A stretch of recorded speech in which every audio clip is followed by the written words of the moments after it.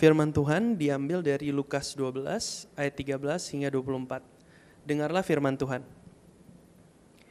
Seorang dari orang banyak itu berkata kepada Yesus, "Guru, katakanlah kepada saudaraku supaya ia berbagi warisan dengan aku." Tetapi Yesus berkata kepadanya, "Saudara, siapakah yang telah mengangkat aku menjadi hakim atau pengantara atas kamu?" Katanya lagi kepada mereka, "Berjaga-jagalah dan waspadalah terhadap segala ketamakan, sebab walaupun seorang berlimpah-limpah hartanya, hidupnya tidaklah tergantung daripada kekayaan itu." Kemudian ia mengatakan mereka suatu perumpamaan.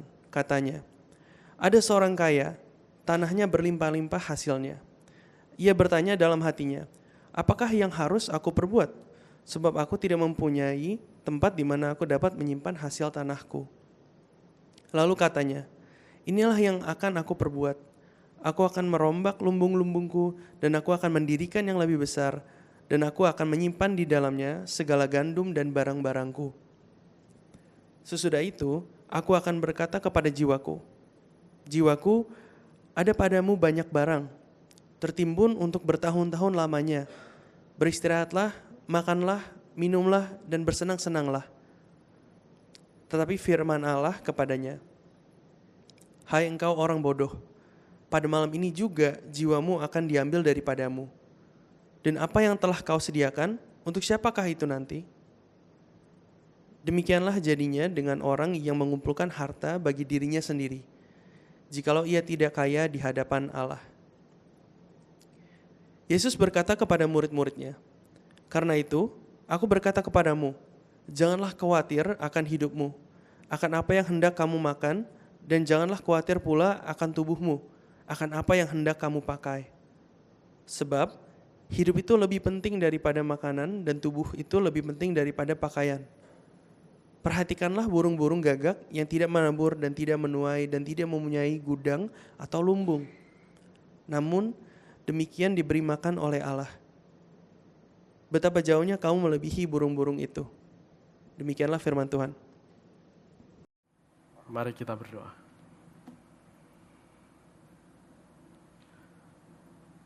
Tuhan, kami mengucap syukur untuk kasih setiamu, untuk penyertaan-Mu di dalam kehidupan kami. Ampuni kami yang tidak setia, ampuni kami yang terus melupakan Engkau dan lebih mengingini apa yang baik bagi kami. Tuhan, tolong kami biar firman-Mu membentuk kami dan mengubahkan kami. Biar kami jadi anak-anak-Mu yang sungguh, Tuhan, hidup di dalam Engkau, senantiasa bersama-sama dengan-Mu. Di dalam nama Tuhan Yesus kami berdoa. Amin. Selamat pagi Bapak Ibu Saudara. Perkenalkan sekali lagi kalau Bapak Ibu Saudara belum kenal, saya Joshua, salah satu staf di GPC. Saudara, setiap kali saya naik ke mimbar ini saya tuh masih deg-degan banget ya. Saya tahu tangan saya dingin. Ya kalau nggak deg-degan tapi mati ya. Ya tadi waktu jalan ke sini saya lihat ada bendera-bendera kuning gitu. Ada orang meninggal gitu. Saudara, kita hidup ada saatnya mati. Kita tidak selalu hidup, tapi ada waktunya kita tidak hidup. Hari ini ada 2 poin khotbah yang akan saya sampaikan. Yang pertama tentang apakah itu hidup, dan 2 menjadi kaya di hadapan Allah. Saudara, sebelum kita masuk ke poin pertama, tapi sebelum kita menjawab pertanyaan tentang apakah itu hidup, mungkin kita perlu bertanya, saudara, apa itu hidup sebenarnya? Apa saudara hidup itu? Bagaimana kita akan menjawab pertanyaan tentang apa itu hidup? Apakah kita akan menjawabnya dengan ya bernafas, bergerak, bertumbuh? Ya itu betul saudara, itu ciri-ciri makhluk hidup. Tapi yang ditanya adalah bukan ciri-ciri, tapi apa itu hidup? Saya sendiri tidak bisa mendefinisikannya buat saudara, bahkan buat saya sendiri saya juga bingung saudara. Tapi yang saya tahu, Paulus mengatakan bahwa hidup itu adalah Kristus. Sedangkan yang saya tahu mengenai hidup adalah yang saya sedang alami, yang kita sedang jalani, yang kita sedang berjuang untuk melewatinya. kita sedang bersama-sama berjuang melalui hidup ini dengan setiap perjuangan, suka duka, susah, berhasil, mimpi, gagal, keinginan-keinginan kita, kekecewaan-kekecewaan kita. Saudara, inilah yang sedang dibahas dalam teks ini, tentang menjalani hidup. Dimulai dari pertanyaan seseorang, tapi kemudian Yesus menjawab pertanyaan itu jauh lebih dalam dari pertanyaannya. Yesus memberikan pandangannya tentang hidup yang seharusnya menjadi pandangan kita juga mengenai hidup.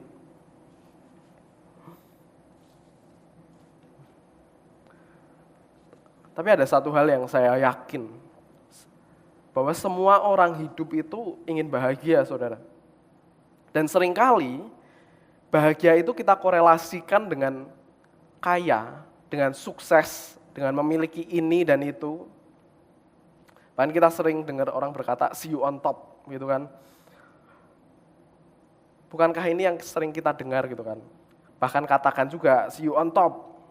Katanya saudara, lebih baik nangis di dalam Ferrari daripada di pinggir kali, betul nggak? Tapi apakah itu yang selama ini kita yakini juga? Mengenai hidup saudara. Sebenarnya saudara, tentang apakah hidup kita ini? Tentu saya akan sangat suka menjawab bahwa hidup ini tentang Kristus, seperti yang dikatakan Paulus. Karena memang seharusnya demikian. Kita pun tahu saudara, jawabannya demikian.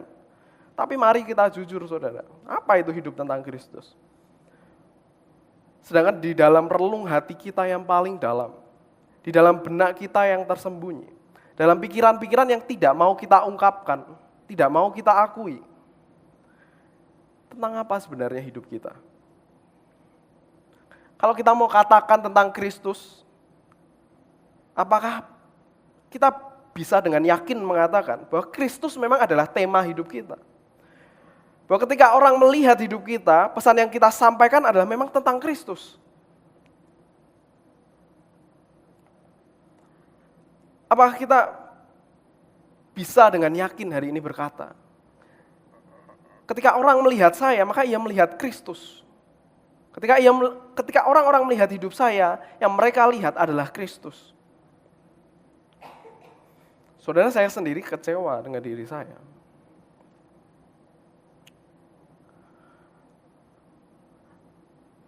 Saya menyebut diri saya hamba Tuhan. Tapi ketika saya merenungkan firman ini, ketika saya pikir-pikir lagi, saudara. Ketika saya mengingat lagi tentang apa hidup saya bahkan belum sampai di tahap apa yang orang lihat. Tapi ketika saya melihat pikiran saya sendiri, ketika saya melihat diri saya, pikiran saya melulu soal masa depan saya, melulu soal keluarga saya. Anak saya nanti sekolah di mana ya? Saya mau punya berapa anak ya? Lebih baik saya tinggal di mana ya? Gimana cara membahagiakan istri saya? Bagaimana saya bisa berbakti dengan orang tua saya? Mungkin saya perlu sekolah lagi. Supaya khotbah saya bisa bagus gimana ya? Ketika saya lihat, saya sadar saudara, bahwa ternyata yang saya pikirkan hampir tidak ada Tuhan dalam pemikiran itu. Bahkan seringkali saudara kalau ada, itu cuma pertanyaan, gimana ya Tuhan enaknya? Seakan-akan Tuhan itu hanya sebuah imbuhan. Yang nyatanya Tuhan itu hanya sebagai alat validasi, untuk memvalidasi keinginan kita. Karena yang kita pikirkan bukan tentang Tuhan, tapi tentang diri kita sendiri. Dari luar nampaknya bagus saudara, memikirkan keluarga, pengembangan diri, memikirkan gereja, bahkan pelayanan. Tapi realitanya saudara, hanya sedikit porsi dan waktu yang kita berikan untuk Tuhan. Satu kali saya pernah dengar perkataan seperti ini dan saya setuju. Bahwa salah satu cara untuk mengetahui apa hal yang paling penting dalam hidup kita adalah dengan melihat seberapa banyak waktu yang kita habiskan untuk hal tersebut. Emosi kita paling terkuras soal apa? Pikiran kita paling berat memikirkan apa? Apakah kita bisa menjawab tentang Kristus? Kalau emosi saya terkuras, hati saya terkuras, itu karena saya berpikir tentang Kristus. Waktu saya habis untuk berelasi dengan Kristus.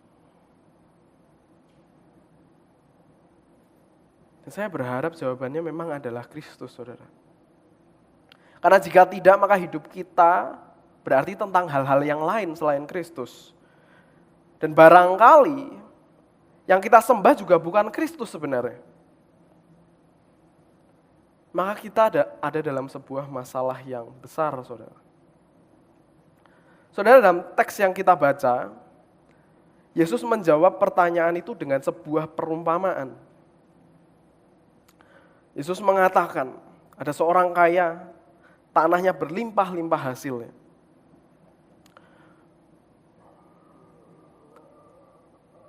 Kemudian ia bertanya pada dirinya, apakah yang harus aku perbuat? Aku mau bikin lumbung yang lebih besar. Aku punya cadangan untuk bertahun-tahun ke depan. Saatnya hatiku tenang. Akhirnya saya bisa senang. Damailah hatiku. Saya punya cadangan untuk tahun-tahun ke depan. Saudara, orang ini pintar, saudara. Dia tidak menghamburkannya demikian.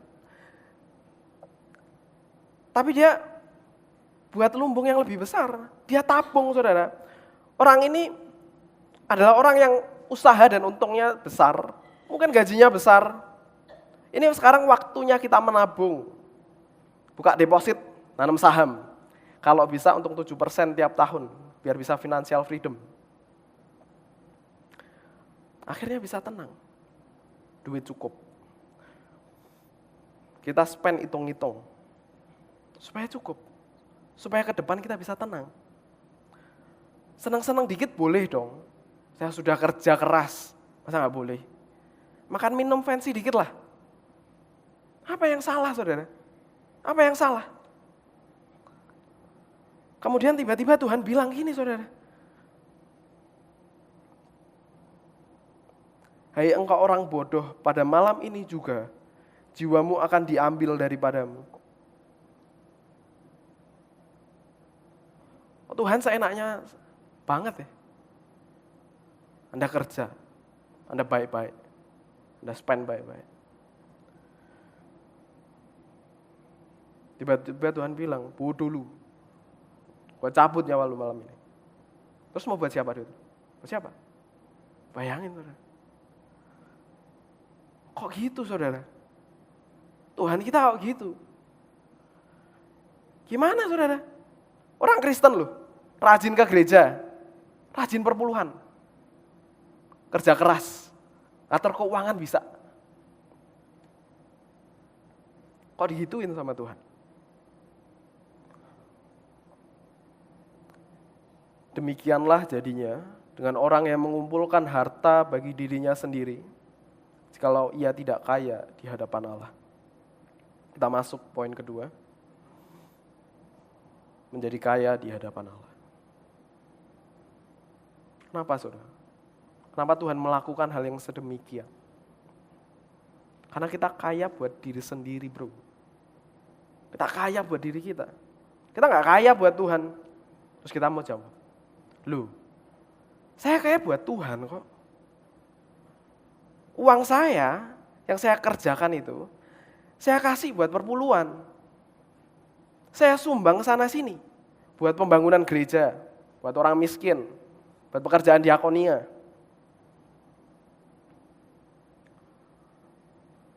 Tunggu dulu, saudara. Kaya buat diri itu korelasinya memiliki banyak, punya banyak uang, banyak harta, banyak aset, itu kaya buat diri sendiri. Tapi apakah kaya di hadapan Tuhan? Kaya untuk Tuhan itu bisa disamakan demikian, saudara. Bisa nggak kita bilang ke Tuhan, Tuhan saya punya banyak uang nih Tuhan. Ini uangnya buat Tuhan. Tuhan beli makan stick, beli Lambo Tuhan, beli Lamborghini 1. Tuhan nggak butuh saudara, Tuhan nggak butuh makan stick, Tuhan nggak butuh naik Lamborghini, Tuhan nggak perlu. Emang siapa saudara? Yang ngasih uang itu pada dasarnya siapa? Yang ngasih Tuhan. Saudara, coba kita pikirkan apa yang bisa kita berikan kepada Tuhan. Apa saudara? Apa yang kita miliki yang bukan daripada Tuhan? Ada saudara, jawabannya nggak ada. Yang kita miliki itu cuma hidup kita. Yang bahkan kita tahu, sebenarnya itu pun sudah dibayar lunas. Itu pun telah ditebus. Hidup kita bukan milik kita lagi. Di hadapan Tuhan kita punya apa, saudara? Nafas saja Tuhan yang kasih. Kalau kita bisa pergi kerja itu karena Tuhan. Terus kita seringkali berpikir dengan bangganya, dapat tentang-tenteng, pergi ke gereja. Dan kita berasa kita ngasih paling banyak buat Tuhan. Tuhan saya udah kasih buat Tuhan. Tuhan saya udah saat teduh. Saya udah pelayanan ya Tuhan. Udah 5 bidang. Saya udah jadi WL, singer paling bagus. Saya udah puasa 3 hari 3 malam. Saya udah tinggalkan semuanya buat jadi hamba Tuhan. Saya pun pernah berpikir demikian, saudara. Saya sangat malu, saudara. Saya pikir, saudara, saya tuh pintar. Saya jujur ya, saya pikir saya pintar. Terus, saya bilang sama Tuhan. Saya banyak gaya, saya bilang sama Tuhan. Tuhan, saya bisa masuk ke sini, ke situ loh Tuhan. Tuhan, saya rasa saya bisa nih punya kerjaan cukup baik, punya gaji cukup gede. Tapi Tuhan, saya pilih ikut Tuhan loh. Saya pilih belajar Alkitab loh. Saya pilih pelayani Tuhan loh. Gaya banget saudara. Ternyata bodoh sekali saya. Pernyataan itu saja sudah menunjukkan betapa bodohnya saya. Seakan-akan saya bisa memilih untuk melayani Tuhan kalau bukan Tuhan yang memilih. Kalau Tuhan nggak pilih saya, mungkin saya jadi bandar togel, saudara, jadi koruptor. Saudara, apa sih yang bisa kita berikan? Siapa kita kalau bukan Tuhan yang pilih kita? Siapa kita? Saudara, yang kita bisa persembahkan hanyalah hati yang remuk dan hancur. Yang sadar. Yang meratapi keberdosaan kita. Dan yang terbebas oleh karena kasih karunia Allah. Hati yang penuh, bersandar penuh kepada Allah. Hati yang siap dibentuk. Saudara, saya nggak bilang terus kita nggak perlu kerja dengan baik. Saya juga nggak bilang kita terus nggak memanage uang dengan benar. Saya juga nggak bilang berarti kita nggak perlu ke gereja, nggak perlu saat teduh, nggak perlu pelayanan. Semua itu baik dan perlu, saudara. Tapi hidup kita bukan soal itu. Karena hidup itu, saudara, bukan tentang semua hal-hal yang lain.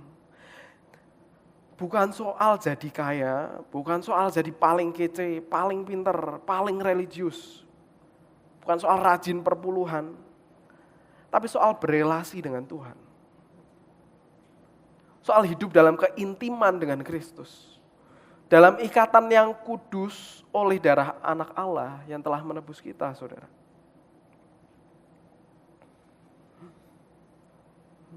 Saudara, apakah kita bisa mengatakan bahwa hidup kita dipenuhi oleh Kristus? Apakah hidup adalah Kristus? Apakah kita bisa mengatakan mati adalah Kristus? Kalau bangun pagi ini, itu adalah Kristus. Kalau ke gereja hari ini, itu adalah Kristus. Kalau respon kita terhadap suami kita, istri kita, orang tua, anak kita, itu adalah Kristus. Atau semuanya hanya soal saya dan saya. Karena saya begini, karena saya begitu. Saya mau jadi diri saya. Enggak, saudara. Kita perlu serupa dengan Kristus.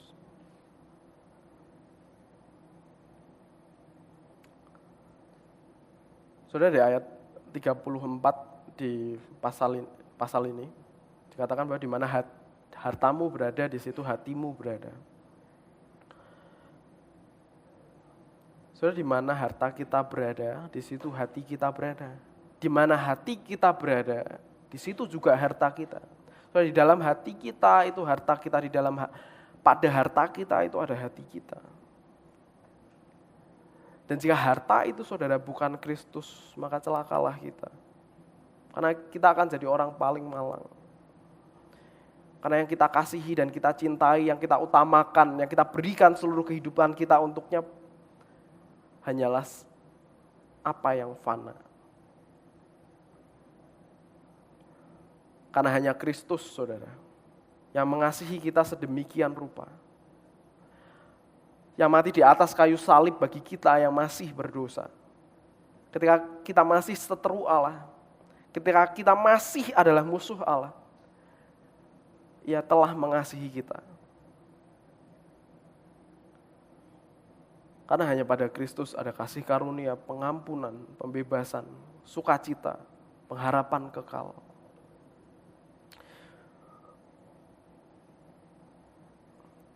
Saudara, tahun 2025 telah berlalu, sekarang kita masuk ke tahun 2026, ini adalah minggu pertama, ibadah pertama kita. Bagaimana kita akan menjalani tahun ini dan tahun-tahun ke depan, saudara? Apakah hidup kita akan mengenai Kristus? Atau kita akan melulu menjadikan hidup ini tentang diri kita?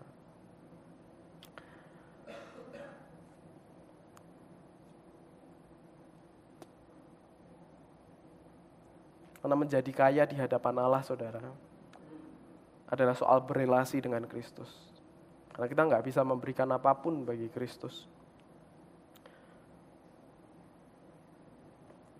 Jadi kaya di hadapan Allah adalah memenuhi hati kita dengan Allah dan bukan dengan keinginan dan cita-cita kita. Saudara, ada satu lagu yang saya suka. Saya baru dengar minggu lalu. Saya udah lama pernah dengar. Judulnya Murnikanku, karangan Pendeta Gito namanya. Liriknya kayak gini. Tuhan, ku datang tertunduk malu, Engkau lihat kedalaman hatiku. Inilah aku hamba-Mu, namun tujuan hidupku hanya melayani diri sendiri. Sesungguhnya ku hamba dunia, terpikat oleh kesenangan fana akan harta dan kuasa, kebanggaan diri, beri belas kasih-Mu ya Tuhan. Saudara, mari kita memohon belas kasihan Tuhan. Karena kita tidak mampu, kita tidak sanggup tanpa Kristus yang memampukan kita. Kita orang-orang yang terus lalai, terbuai. Kita perlu Kristus, dan hanya oleh Kristus, saudara, kita boleh punya pengharapan kekal, kita boleh diubahkan. Mari kita berdoa.